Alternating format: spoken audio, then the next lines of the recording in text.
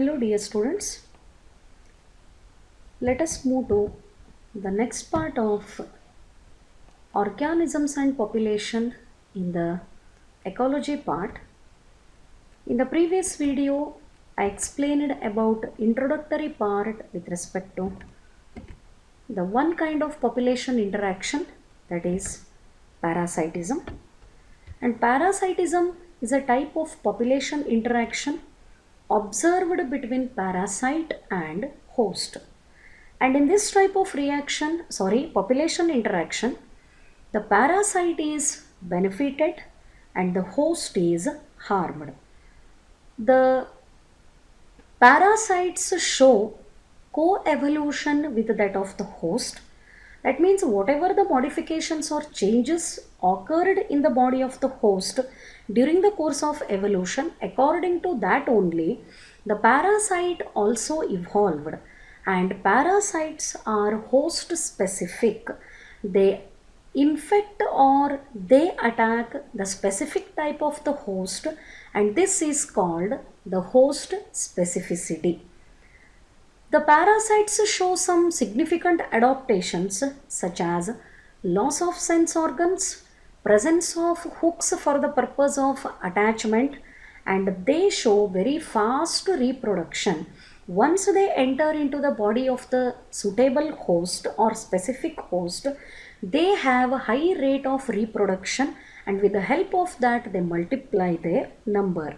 Only parasite is benefited, host is harmed, the energy is lost, and the host is made susceptible to the different kind of parasite infections. So these are the things that I explained in the previous video. Let us continue the next part. Life cycles of parasites are often complex. Not in case of all the parasites. ಎಲ್ಲದಕ್ಕೂ ಈ statement apply ಆಗಲ್ಲ. ಕೆಲವು ಪ್ಯಾರಾಸೈಟ್ಗಳ life cycle ಸ್ವಲ್ಪ complex ಆಗಿ ಇರ್ತದೆ. For example, human liver fluke. It infects the liver of man. Human liver fluke dependent on two intermediate hosts, a snail and a fish, to complete its life cycle. This is the image of liver fluke. It belongs to the platyhelminth group. It is flat animal, and this is the liver fluke. It infects the liver. ಈ ಪ್ಯಾರಾಸೈಟ್ಗಳಿಗೆ ತಮ್ಮ life ಸೈಕಲನ್ನು complete ಮಾಡೋಕ್ಕೆ sometimes there need two hosts. One will be primary and one will be secondary. ಮೊದಲು ನಿಮಗೆ ಗೊತ್ತಿರೋದನ್ನೇ ತೊಗೊಳ್ತೀನಿ so that it will be very easy to understand. ನೀವು ಹ್ಯೂಮನ್ ಹೆಲ್ತ್ ಆ್ಯಂಡ್ ಡಿಸೀಸಸ್ ಒಳಗೆ ಪ್ಲಾಸ್ಮೋಡಿಯಮದ ಲೈಫ್ ಸೈಕಲನ್ನು ಸ್ಟಡಿ ಮಾಡಿರಿ. Malarial parasite needs mosquito to spread it to other hosts, and this is the signet ring stage developed in the RBC of man produced by the Plasmodium vivax. ಪ್ಲಾಸ್ಮೋಡಿಯಮ್ಗೆ ತನ್ನ life ಸೈಕಲನ್ನು complete ಮಾಡೋಕ್ಕೆ ಎರಡು ಹೋಸ್ಟ್ಗಳು ಬೇಕು. One is female anopheles mosquito and another is the human. Human body ಒಳಗೆ asexual reproduction complete ಆಗ್ತದೆ. Mosquito body ಒಳಗೆ ಆ ಗೆಮೆಟೋಸೈಟ್ಸು ಫ್ಯೂಸ್ ಆಗಿ ಸೆಕ್ಚುವಲ್ ರೀಪ್ರೊಡಕ್ಷನ್ ಕಂಪ್ಲೀಟ್ ಆಗ್ತದೆ. ಇಫ್ ಇದರೊಳಗೆ ಯಾವುದರೇ ಒಂದು ಸಿಗದೇ ಇದ್ದರೆ ಪ್ಯಾರಾಸೈಟ್, ಮಲೇರಿಯಲ್ ಪ್ಯಾರಾಸೈಟದ ಲೈಫ್ ಸೈಕಲ್ಲು ಇಂಟ್ರಪ್ಟ್ ಆಗ್ತದೆ, ಅಂದರೆ ಕಂಪ್ಲೀಟ್ ಆಗಲ್ಲ. In this case only the life cycle is said to be complex. ಎಲ್ಲ ಪ್ಯಾರಾಸೈಟ್ಗಳ ಲೈಫ್ ಸೈಕಲನ್ನು ನಾವು ಕಾಂಪ್ಲೆಕ್ಸ್ ಅಂತ ಕರೆಯಲ್ಲ. To complete the life cycle, if the parasite is dependent on more than one host, ಒಂದರಕ್ಕಿಂತ ಜಾಸ್ತಿ ಹೋಸ್ಟ್ಗಳ ಮೇಲೆ ಯಾವ ಪ್ಯಾರಾಸೈಟದ ಲೈಫ್ ಸೈಕಲ್ ಡಿಪೆಂಡ್ ಆಗಿರ್ತದೆ ಅಂಥ ಲೈಫ್ ಸೈಕಲನ್ನು ಮಾತ್ರ ಕಾಂಪ್ಲೆಕ್ಸ್ ಅಂತ ಹೇಳ್ತದೆ. So one will B the primary host and another will be the secondary host. If any one is not available, if parasite is failed to get anyone among these two, in that case the life cycle is interrupted or it will be incomplete. ಅಲ್ಲೇ life cycle complete ಆಗಕ್ಕೆ ಸಾಧ್ಯನೇ ಇಲ್ಲ. ಇಂಥ case ಒಳಗೆ ಮಾತ್ರ the life cycles of the parasites are said to be complex. So 2 examples are mentioned in the syllabus. One is the human liver fluke dependent on 2 intermediate hosts, snail and fish. ಇದರೊಳಗೆ ಸಿಗಲಿಲ್ಲ ಯಾವುದರೆ ಒಂದು ಅಂದರೆ ಇದ್ರದ್ದು life cycle incomplete ಆಗ್ತದೆ. And another is known one, the plasmodium life cycle. For the completion of life cycle, it is dependent on 2 hosts. One is a female Anopheles mosquito and another is human. Yes, moving to the next one. Types of parasites. Parasites ಅಂದರೆ ಪ್ಯಾರಾಸೈಟ್ಸೇ, ಅವು definitely host ಮೇಲೇ depend ಆಗಿರ್ತಾವೆ. But ಅದು body ಒಳಗೆ enter ಆಗ್ಲಿಕ್ಕತ್ತದೋ ಅಥವಾ body ಮೇಲೇ ಅಡ್ಹೇರ್ ಆಗ್ಲಿಕ್ಕತ್ತದೋ, on that basis the parasites are classified into 2 types. 2 ಥರದ ಪ್ಯಾರಾಸೈಟ್ಗಳನ್ನು ಇಲ್ಲಿ classify ಮಾಡ್ತದೆ, ಎಕ್ಟೋಪ್ಯಾರಾಸೈಟ್ಸ್ ಆ್ಯಂಡ್ ಎಂಡೋಪ್ಯಾರಾಸೈಟ್ಸ್. ಈ ಟರ್ಮ್ಸ್ ಕೇಳಿದ್ರೇ you come to know what exactly the meaning is. Ectoparasites, ecto means outside, ಹೊರಗಡೆಗೆ, endo means inside. So what is the definition? These parasites feed on the external surface of the host organism and they are called ectoparasites. ಯಾವ parasite instead of entering into the host body, parasite ಅದ ಅಂದಮೇಲೆ host ಬೇಕೇ ಬೇಕು. Without host ಅದು ಮಲ್ಟಿಪ್ಲೈನೂ ಆಗಲ್ಲ, existence ಇಲ್ಲ. But body ಒಳಗಡೆ ಹೋಗ್ಲಾರ್ದೇ body ಮೇಲೇ ಇದ್ದುಕೊಂಡು ತನಗೆ ಬೇಕಾಗಿರೋ ನ್ಯೂಟ್ರಿಷನಲ್ ರಿಕ್ವೈರ್ಮೆಂಟನ್ನು ಅದು ಅಬ್ಸಾರ್ಬ್ ಮಾಡ್ಕೋತಿದ್ರೆ ಅಥವಾ ಸಕ್ ಮಾಡ್ತಿದ್ರೆ, such parasites are called ectoparasite. Yesterday I have shown the image of leech. ನಿಮಗೆ ಲೀಚ್ ಜಿಗಣೆ ಇಮೇಜನ್ನು ತೋರಿಸಿದೆ. Leech is best example for ectoparasite. Even human lice, henu, that is also example for the ectoparasite. ಇಲ್ಲೇ ಒಂದು ಕಸ್ಕುಟ ಅಂತ ಒಂದು plant parasite ಇರ್ತಾವ ಅಂತ ಪ್ರಶ್ನೆ ಬರ್ತದೆ, ಬಿಕಾಸ್ ಪ್ಲಾಂಟ್ಸ್ ಆರ್ ಅಟೋಟ್ರೋಫಿಕ್. ಬಟ್ ಈ ಕಸ್ಕುಟ is parasitic plant. Remember, the ಕಸ್ಕುಟ is an ಎಂಜಿಯೋಸ್ಪರ್ಮ್ and it is also a parasitic plant. So ectoparasites, they feed on the external surface. Body ಒಳಗೆ ಹೋಗೋದಿಲ್ಲ, ಬಾಡಿ ಮೇಲೇ ಇರ್ತಾವ, ಬಟ್ ತಮಗೆ ಬೇಕಾಗಿರೋ ನ್ಯೂಟ್ರಿಷನಲ್ ರಿಕ್ವೈರ್ಮೆಂಟನ್ನು ಹೋಸ್ಟ್ ಬಾಡಿಯಿಂದ ಫೀಡ್ ಮಾಡ್ತಾವೆ. Then ಎಂಡೋಪ್ಯಾರಾಸೈಟ್ ಏನು ಮಾಡ್ತದೆ?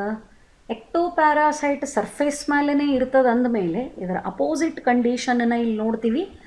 The endoparasites live inside the host body at different sites. It may be liver, it may be kidney, it may be lungs, it may be RBC, that is red blood corpuscles, are called endoparasites. ನಾನು ಈ IPL impact RCB ಅಂತ ಬರ್ತಿತ್ತು by fault.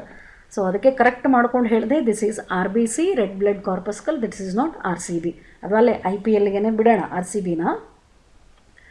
ಎಂಡೋಪ್ಯಾರಾಸೈಟ್ಸು body ಒಳಗಡೆಗೆ ಸೇರ್ಕೋತಾವೆ and they have got some target organs. ಈ tapeworm ಅಂತ ಇಲ್ಲಿ ತೋರಿಸಿನಿ, this is also belonging to platyhelminth. This tapeworm infects the intestine. ಅದು ಬಾಡಿ ಒಳಗೆ ಸೇರಿಕೊಂಡ್ರೆ the target organ is intestine. ಆಗಲೇ ಒಂದು ಲಿವರ್ ಫ್ಲೂಕ್ ಅಂತ ಹೇಳಿದೆ, ಅದರದ್ದು ಟಾರ್ಗೆಟ್ ಆರ್ಗನ್ ಯಾವುದು? Liver. Like that, and this one also I have shown in the yesterday's video. This is roundworm. ಇದು ಕೂಡ ಬಾಡಿ ಒಳಗಡೆನೆ ಸೇರ್ಕೋತದೆ. ಪ್ಯಾರಾಸೈಟು ಬಾಡಿ ಒಳಗಡೆಗೆ ಎಂಟರ್ ಆಗ್ತಿದ್ರೆ, if it enters into the host body, such parasite is called endoparasite. If it remains on the surface, external surface of the host, such parasite is called ectoparasite. But both of them are harmful. Both of them cause damage to the host body and both of them are taking benefits from the host body. And now I am going to explain the very interesting bit of entire parasitism. Actually, I would say this is most intelligent kind of the parasitism. ಯಾಕಂದ್ರೆ loss ಅಂತಂದ್ರೆ ಇದನ್ನೇನು ಅಂತ loss ಅನ್ನೋದಕ್ಕಿಂತ intelligent kind of benefit ಅಂತ ನಾನಿಲ್ಲೇ explain ಮಾಡಲಿಕ್ಕೆ I am more interested. ಹೇಳ್ತೀನಿ ಯಾಕೆ ನಾನು ಈ ಸೆಂಟೆನ್ಸ್ಗಳನ್ನು ಇಂಟ್ರೊಡಕ್ಟರಿ ಒಳಗೆ ಹೇಳಿದೆ ಅನ್ನೋದು ನಿಮಗೆ ಅರ್ಥ ಆಗ್ತದೆ. Brood parasitism in birds. See, this is very specific term, brood parasitism in birds. ಬರ್ಡ್ಸಿಗೆ ಮಾತ್ರ ಸಂಬಂಧಪಟ್ಟಂಥ ಒಂದು special type of parasitism. What is that? Brood parasitism. ಯಾಕೆ ಇಂಟ್ರೆಸ್ಟಿಂಗ್ ಅಂತ ಹೇಳಲಿಕ್ಕತ್ತೀನಿ, ಇಲ್ಲೇ ಪಕ್ಷಿಗಳು, ನಾನು ನೆನ್ನೆ ಕ್ಲಾಸ್ ಒಳಗೂ ಹೇಳಿದೆ, actually we think we are more intelligent. ನಾವು ಬಹಳಷ್ಟು ಇಂಟೆಲಿಜೆಂಟ್ ಅಂತ ಹೇಳಿ ನಮ್ಮಷ್ಟಕ್ಕೆ ನಾವೇ ತಿಳ್ಕೊಂಡಿವಿ. ಬಟ್ ಈ ಪಕ್ಷಿಗಳು ಎಷ್ಟು ಇಂಟೆಲಿಜೆಂಟ್ ಅವ ಅಂತ ಅನ್ನೋದನ್ನು ಸ್ವಲ್ಪ ನೋಡೋಣ. ಇಲ್ಲೇ ಬ್ರೂಡ್ ಅಂದರೆ ಈ ಎಗ್ಗು ಒಂದು ಪಕ್ಷಿ ಇಡ್ತದೆ, ಬಟ್ ಅದು ಹ್ಯಾಚ್ ಆಗಲಿಕ್ಕೆ ಬೇರೆ ಪಕ್ಷಿ ಹೆಲ್ಪ್ ಮಾಡ್ತದೆ. ಅದಕ್ಕೆ ಬ್ರೂಡ್ ಅಂತ ಕರೀತಾರೆ.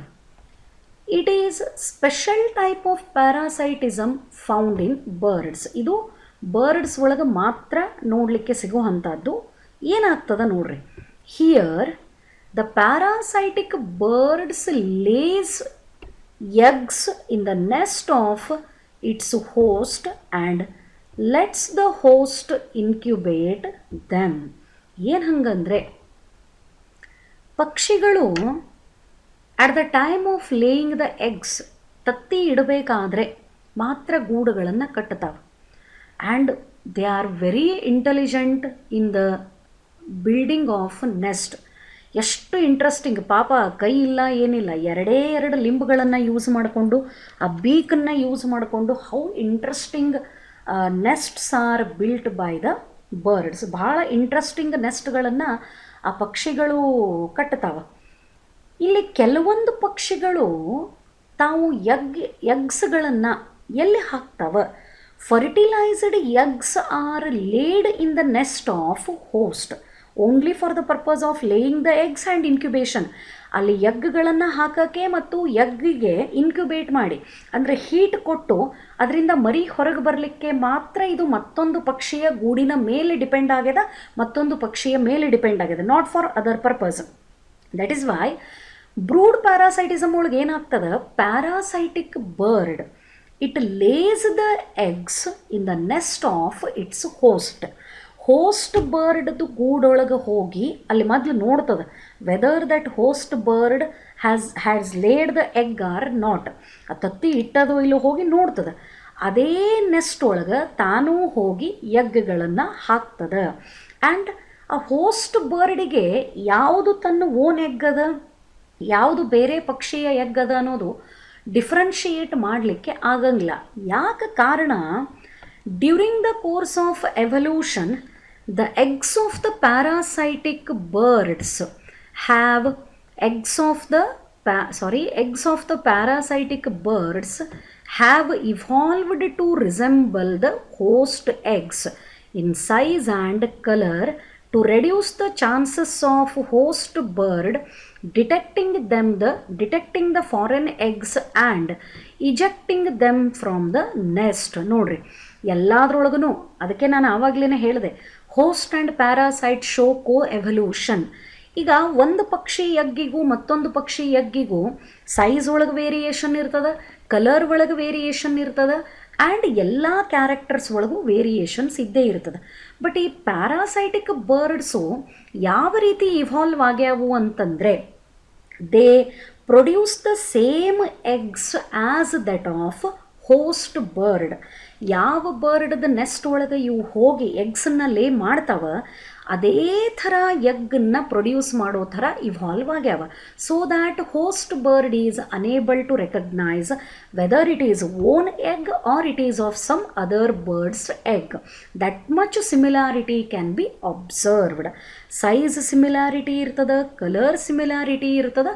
ಸೊ ಹೋಸ್ಟ್ ಬರ್ಡಿಗೆ ರೆಕಗ್ನೈಸೇ ಆಗಲ್ಲ whether it is its own egg or it is the egg of the parasitic bird or the foreign egg. And without identification ಆ ಬರ್ಡ್ ಏನು ಮಾಡ್ತದೆ, ಇಟ್ ಇನ್ಕ್ಯುಬೇಟ್ ದ ಎಗ್ಸ್. ಅದ್ರ ಮೇಲೆ ಕುತ್ಕೊಂಡು ಅದಕ್ಕೆ ಹೀಟನ್ನು ಪ್ರೊವೈಡ್ ಮಾಡ್ತದೆ. ಒಳಗಡೆಗೆ ಆ ಸಣ್ಣ ಬರ್ಡ್ಗಳು ಗ್ರೋ ಆಗ್ತಿರ್ತಾವೆ, ಮರಿಗಳು ಗ್ರೋ ಆಗ್ತಿರ್ತಾವೆ, ಗೊತ್ತೇ ಆಗಲ್ಲ. ಅದು ಎಗ್ ಹ್ಯಾಚ್ ಆಗಿ ಮರಿ ಕೂಡ ಹೊರಗಡೆಗೆ ಬರ್ತದೆ. ಇವನ್ ಇಟ್ ಫೀಡ್ಸ್. ಆ ಮದರ್ ಬರ್ಡ್ ಏನಿರ್ತದಲ್ಲ, ಬೇರೆ ಬರ್ಡ್ ಪ್ಯಾರಾಸೈಟಿಕ್ ಬರ್ಡ್ದು ಆಫ್ಸ್ಪ್ರಿಂಗಿಗೂ ಕೂಡ ಅದು ಫೀಡ್ ಮಾಡ್ತದೆ. ಎಲ್ಲಿ ತನಕ? Until it grows little bit larger. Properties, characters change ಆಗಲಿಕ್ಕೇ ಬೇಕು. ಎಗ್ ಒಳಗೆ ಡಿಫ್ರೆನ್ಸ್ ಆಗಲಿಲ್ಲ, ಬಟ್ ಮರಿ ಬೆಳೀತಾ ಬೆಳೀತಾ definitely it resembles its parents. The best example for this one given in the syllabus is the brood parasitism is observed between cuckoo and crow. ಕಾಗೆ ಮತ್ತು ಕೋಗಿಲೆ. ಈ ಕೋಗಿಲೆ ಗೂಡು ಕಟ್ಟದೇ ಇಲ್ಲ. ಅದು ತನ್ನ ಫರ್ಟಿಲೈಸ್ಡ್ ಎಗ್ಗಳನ್ನು ತಂದು ಎಲ್ಲಿ ಹಾಕ್ತದೆ? It lays in the nest of crow. ಕಾಗೆ ಗೂಡೊಳಗೆ ತನ್ನ ಎಗ್ಗಳನ್ನು ತಂದು ಹಾಕ್ತದೆ. ಅನ್ನೋಯಿಂಗ್ಲಿ ಕ್ರೋ ಈ ಎಗ್ಗಳಿಗೆ ಇನ್ಕ್ಯುಬೇಟ್ ಮಾಡ್ತದೆ, ಮರಿಗಳಿಗೆ ಅದು ತಂದು ಫೀಡೂ ಮಾಡ್ತದೆ. ಬಟ್ ಕಾಗೆನೇ, ಕೋಗಿಲೆನೇ. When it starts producing the voice, ಅದು ಯಾವಾಗ ವಾಯ್ಸನ್ನು ಪ್ರೊಡ್ಯೂಸ್ ಮಾಡ್ತದೆ, mother crow will come to know this is not its own offspring. ಅಷ್ಟೊತ್ತಿಗಾಗಲೇ ಅದಕ್ಕೆ ಹಾರಕ್ಕೆ ಕೆಪಾಸಿಟಿ ಬಂದಿರ್ತದೆ. It will fly from the nest of crow. This kind of brood parasitism is observed between cuckoo and crow, where parasitic bird lays its egg in the nest of the host bird, not only for the laying of the eggs, even for the purpose of incubation also. The parasitic bird is dependent on host bird, and it is possible because the parasitic bird's eggs are evolved in such a way that they resemble the size and color of the host bird egg, so that host bird is unable to detect whether it is its own egg or it is foreign bird egg or parasitic bird egg. So this is about the brood parasitism, and it is 3-mark question. Along with example, all the points you need to represent in the form of answer. Hope this is clear for you. Rest of the things will be continued in the tomorrow video. Thank you.